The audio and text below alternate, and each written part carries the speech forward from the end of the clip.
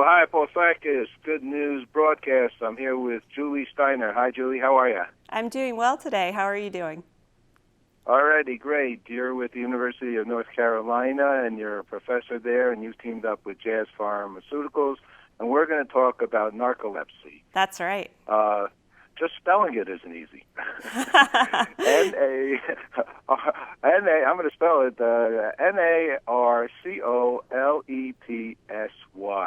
Yep. So how do they even come up with that word? What does it really mean? Well, narcolepsy is a chronic and sometimes debilitating neurologic condition that impairs the brain's ability to control the sleep-wake cycle. So to put that a little more simply, you're experiencing aspects of sleep and wakefulness at inappropriate times throughout the day and night. Uh-huh. So let me ask you a question, because lately I've been not sleeping the entire night through. I've been getting up. And then I was concerned that it was, for a man my age, mid-60s, prostate, because I had heard that you go to the bathroom a lot. But I don't have prostate because I've had to go and check out. Could I have narcolepsy? Well, it's possible. There is a website that you can go to check your symptoms. It's called morethantired.com. And I'll just tell you a little bit about some of the symptoms of narcolepsy. If you're experiencing excessive daytime sleepiness, so for me, my symptoms started at age 9, but I wasn't diagnosed for 26 years. So if you're experiencing sort of overwhelming sleepiness during the day, and I think we live in a sleep-deprived society. Everybody feels sleepy, but this is just sort of an all-consuming sleepiness. You might have trouble staying alert for more than a couple hours at a time without feeling like you need to take a nap. So that is the main symptom of narcolepsy. There's also a symptom called cataplexy, which not everyone has, but many people with narcolepsy do have cataplexy. And what this is a weakening of the muscles, often with strong emotions like laughter or anger.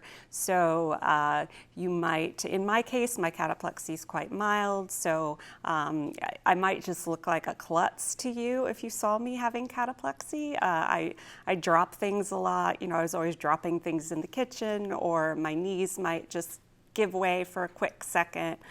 So it's really sort of invisible. You might not even be able to tell with me. For some people who have more severe cataplexy, they could experience a partial or total body collapse. And what's happening here is their muscles are paralyzed, but they are fully conscious and aware of what's going on, so they just can't move. Now, you can have narcolepsy without having cataplexy. There are a couple other symptoms. There is two that often go together, hypnagogic hallucinations, which are vivid, lifelike dreams, and those often happen along with something called sleep paralysis, either as you're falling asleep or waking up, where you might be able to hear what's going on around you. You're awake, but you can't move, you can't talk. You might have a sense of not being able to breathe, and often you're having these very frightening images that are occurring alongside that, maybe of an intruder or somebody chasing you. And then finally, sleep disruption is a symptom of narcolepsy that people don't often think of. And this is where you might fall asleep easily, but you're awake often throughout the night. I think people with narcolepsy can just sleep anywhere, anytime, so they don't necessarily recognize this as a symptom.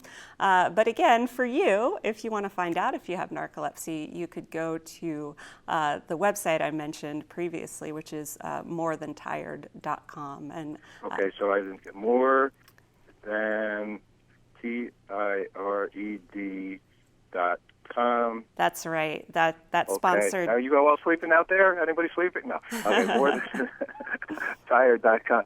So I have a question. Did you say daytime concerns? Because I guess I was only speaking about the nighttime. is narcolepsy something that affects you daytime? Did I hear that correctly? Oh, absolutely. Narcolepsy is a 24-hour disorder. So, I mean, the way I would describe it, again, it's a disorder of the sleep-wake cycle. So a lot of people with narcolepsy, including myself, often describe it as a feeling of kind of being trapped in this space between being awake and being asleep all the time. So yes, it is a round-the-clock disorder.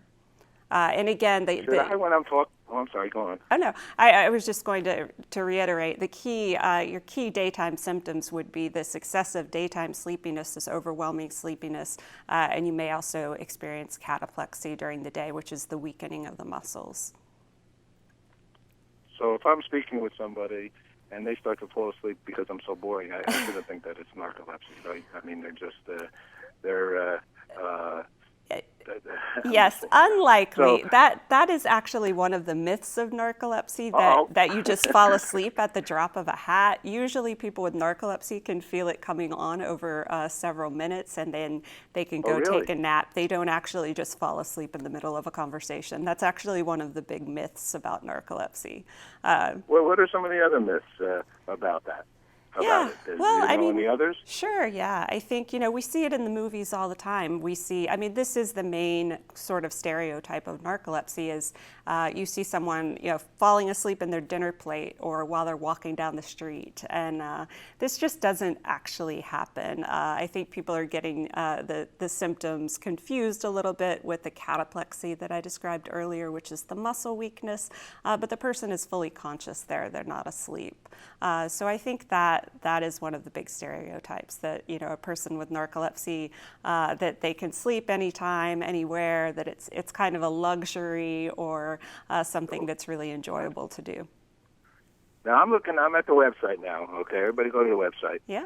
Okay, and morethantired.com. That's so right. Narcolepsy visualized here is this bottom little segment here, and it says that 1 in 2,000 people. That's right. 1 in 2,000 narcolepsy? people. Yeah, so 1 in 2,000 people in the United States, so that's 200,000 people and an estimated 3 million people worldwide. But like I said, there are a lot of stereotypes out there that make it hard to recognize and diagnose. So it's actually estimated that more than half of people who are currently living with narcolepsy don't have any idea that they have it. So I did a series a long time ago called The Brain. On Channel 13 PBS here. I was involved with that for a couple of years of my life. So it literally, in the brain, it's the nerve cells and the chemicals in the brain that are, and how do they then discover, and how do they deal with it? So they look through a PET scan. How do they find out this information, what it is? How do they make how do they make a diagnosis of narcolepsy? Yes. Yeah, so to receive a diagnosis of narcolepsy, you would have an appointment with a sleep specialist or a neurologist. They would likely send you for a sleep study, look at the results of that study along with your clinical history and your symptoms, and they would make the diagnosis that way. Okay, what kind of a doctor do you go to? A sleep specialist. In my case, I went to a neurologist. And again, on the website, More Than Tired, you can actually find a directory of sleep specialists in your area. Oh. And you were misdiagnosed, you mentioned, you said ADHD. And yeah. So a lot of people can potentially also misdiagnose this. That's right. That's right. It can take 10 years or more for people to reach a diagnosis. So for me, I was diagnosed with everything from ADHD, vitamin deficiency, depression, lots of misdiagnoses. Wow. Okay, last question. Thank you very much. Important information, and the website is morethantired.com. Last question. What is good news for you? We're Good News Broadcast. We'd like to ask people, what is good news for them? What is good news for me? In any case. Well, good news for me is being able to raise awareness about narcolepsy and educate people about these symptoms so that there are people out there who might be suffering today who can get help. So that is good news for me. Beautiful. Okay. Thank you very much, and have a wonderful day. You too. And are you okay now? Have you been helped through this concern in your life? Yes, I'm doing Are you quite. not narcoleptic, is it, any longer? No, there's no cure for narcolepsy. It is lifelong, but it is a very manageable condition. So I'm doing very well. Thank you. Okay. Yep. Beautiful. Okay. All right. Well, thank you very much. Yep. Thanks for having me. All righty. You take care. Bye-bye. Bye-bye.